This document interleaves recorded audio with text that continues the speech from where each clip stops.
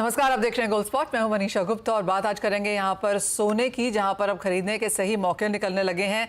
भारतीय बाजारों में 9% की ड्यूटी कट और अंतर्राष्ट्रीय बाजारों में जिस तरह से भावों में गिरावट मिली है, सोने और चांदी दोनों ही यहां पर सस्ते होते हुए नजर आए हैं। साथ ही बात करेंगे कच्चे तेल की, जहां पर ये तीसरा ऐसा हफ्ता है जब हमने कच्चे तेल के भावों में गिरावट आते हुए देखी है। और अगर जुलाई के महीने की बात करें तो कच्चे तेल में करीबन 4% की नेगेटिविटी अब तक दर्ज की जा चुकी है।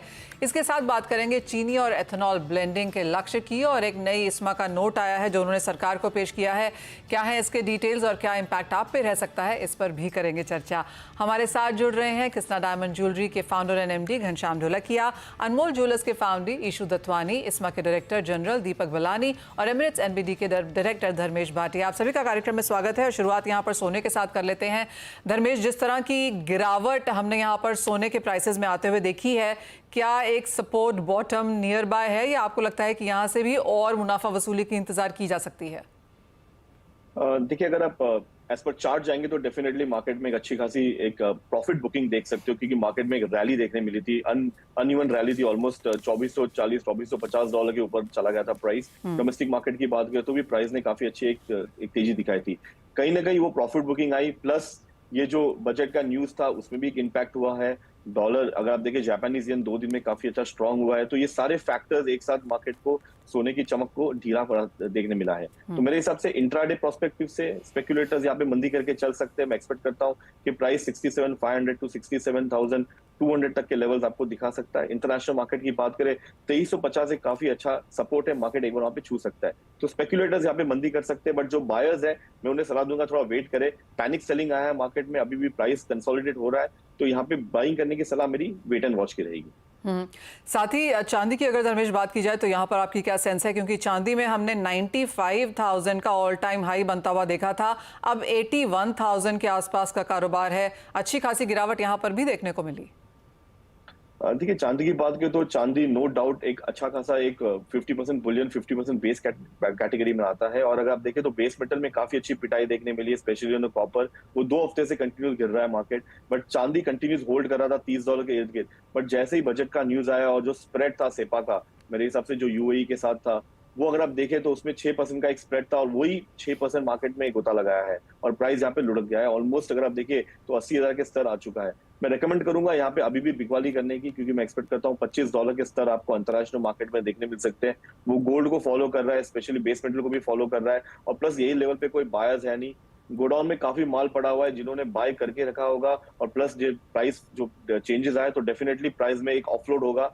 तो यही हुआ है और मेरे हिसाब से और गिरावट देखने मिल सकती है। तो मैं बायर्स को रेकमेंड करूंगा वेट एंड वॉच करने की, और जो पैनिक सेलिंग है ये कंटिन्यू रह सकता है। वीकेंड है तो मार्केट में और भी एक गुत्ता लग सकता है और प्राइस 80,000 के स्तर भी ब्रेक कर सकता है। तो मेरी सेलिंग की ओके, तो खरीदारी की राय फिलहाल यहाँ पर सोने और चांदी में नहीं है। अगर आप ट्रेडिंग के लिहाज से इसे देख रहे हैं, क्योंकि कुछ और गिरावट यहाँ पर देखने को मिल सकती है, तो अभी भी यहाँ पर बॉटम शायद नहीं बना है और चांदी 80,000 के स्तर भी नीचे में तोड़ सकती है।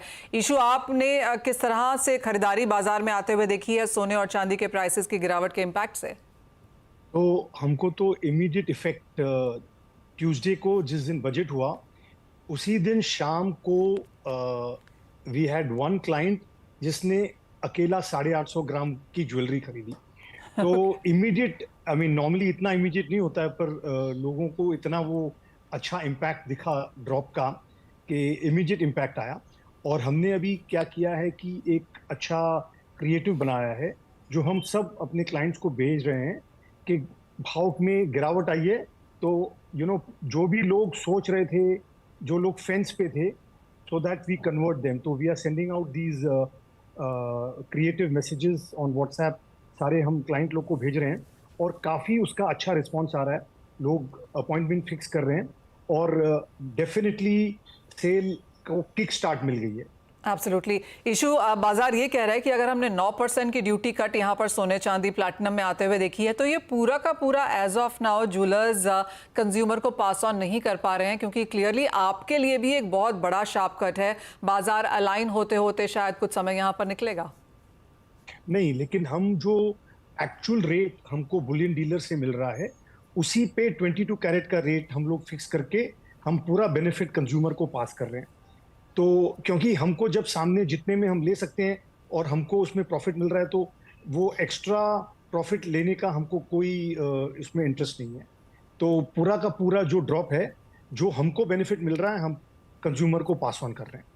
ओके इशू साथ ही साथ अब किस तरह का डिमांड ग्रोथ आप यहाँ पर बनता हुआ देखेंगे, क्योंकि क्लियरली हम इन एनी केस शादियों और फेस्टिवल सीजन की तरफ यहाँ पर जा रहे हैं, मांग तो वैसे ही बढ़नी थी, अब इतना शार्प डिक्लाइन जो भावों में देखने को मिला है, तो आप कहेंगे कि जो ओवरऑल मांग होने वाली थी उससे कितना परसेंटेज और आप बनता हुआ देखेंगे?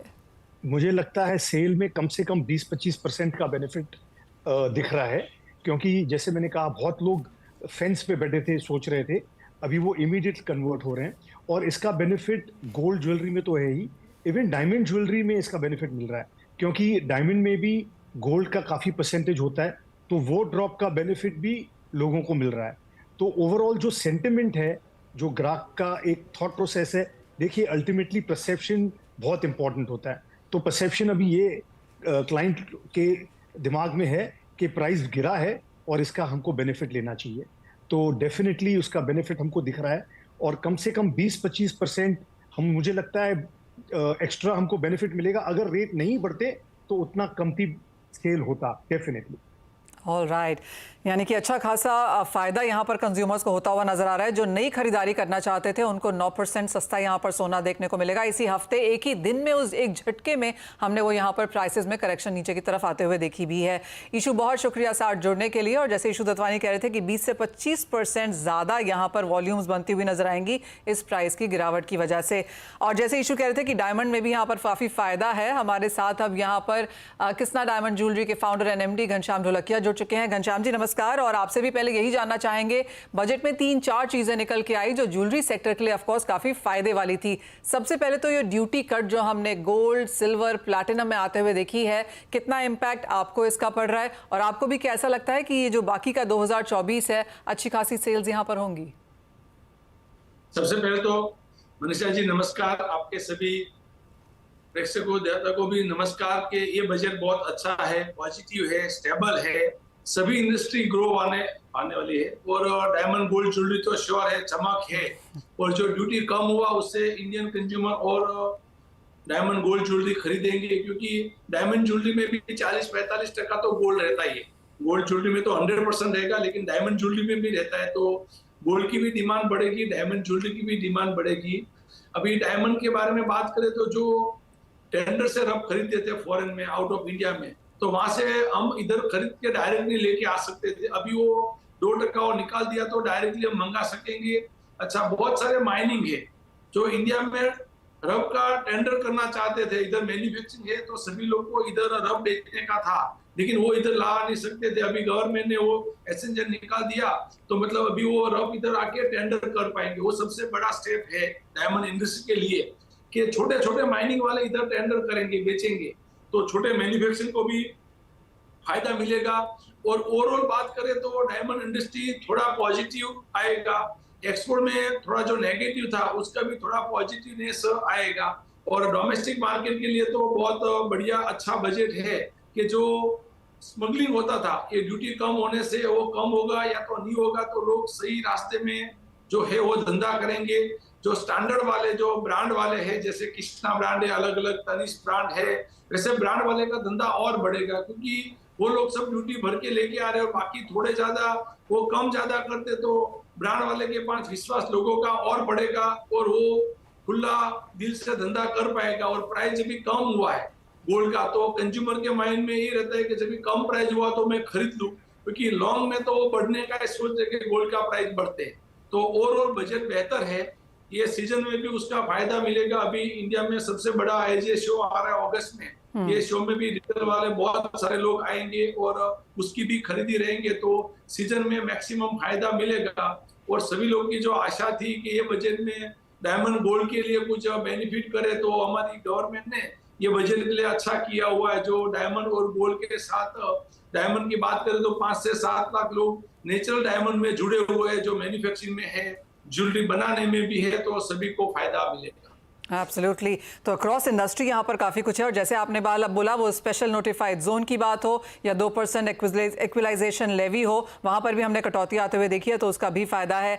घनश्याम जी, आप कहेंगे कि पिछले साल के मुकाबले IIJS को लेकर अब इस सोने की प्राइसेस में गिरावट को लेकर लोगों में ज़्यादा उत्साह है, लेकिन ऑलरेडी बहुत सारे लोग यहाँ पर हायर लेवल्स पे सोना खरीद चुके थे।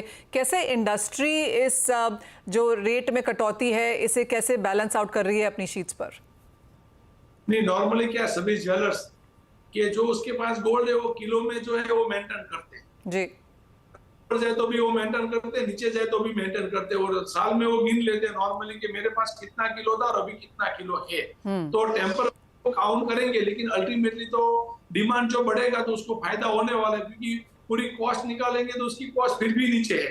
लास्ट बोले 2-3 महीने में हायर कॉस्ट का उसने गोल्ड खरीदा, लेकिन पुरानी कॉस्ट के हिसाब से ये साल का एंड से अभी तक देखे तो उसकी कॉस्ट तो नीचे है, तो ओवरऑल तो फायदे में है, तो ज्यादा बेचेगा और जो IIJS शो में उसमें भी उसका फायदा मिलेगा, क्योंकि ये पॉजिटिव मैसेज से मार्केट में बेहतर रहता है।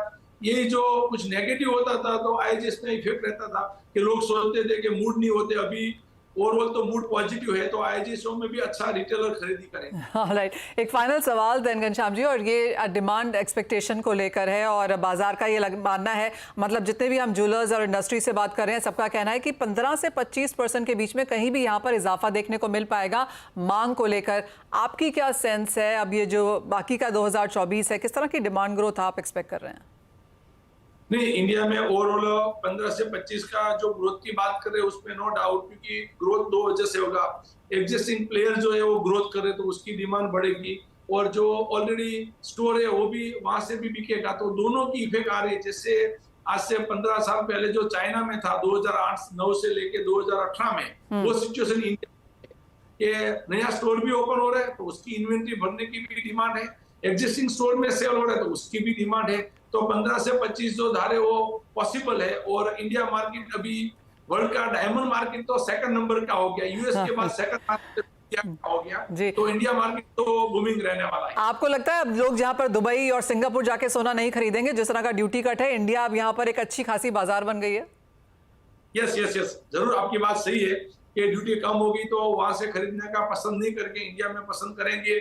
और अभी सभी लोग के मन में क्या, सीधा सिंपल काम करना पसंद करते हैं, गड़बड़ वाला, लफड़ा वाला, प्रॉब्लम वाला कोई काम पसंद नहीं कर रहा आपका यंग जनरेशन।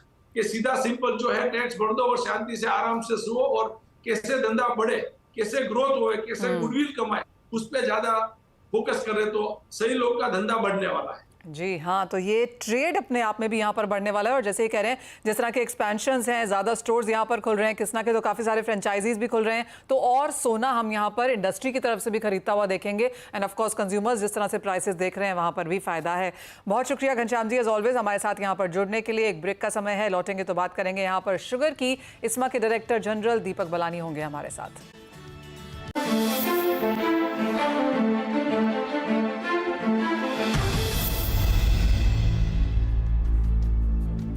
आपका स्वागत है, आप हमारे साथ अब जुड़ रहे हैं इस्मा के डायरेक्टर जनरल दीपक बलानी। दीपक जी नमस्कार, शुक्रिया CNBC आवाज़ के लिए समय निकालने के लिए। और हमने वो नोट पढ़ा जो इस्मा ने यहाँ पर बनाया है, जो न्यू शुगर मिल्स के लिहाज से रोड मैप है एनर्जी इंडिपेंडेंस के लिए यहाँ पर। अगर इसके मेजर 2-3 पॉइंट्स आप हमारे साथ यहाँ पर शेयर और डिस्कस कर पाएँ। जी मनीषा जी, जैसे कि हमें पता है कि आज शुगर इंडस्ट्री सिर्फ शुगर नहीं, क्योंकि बायो इथेनॉल बना रही है, जो कि बहुत ही सक्सेसफुल प्रोग्राम है। इंडस्ट्री बायो इलेक्ट्रिसिटी बना रही है, बायो गैस बना रही है और बायो फर्टिलाइजर बना रही है।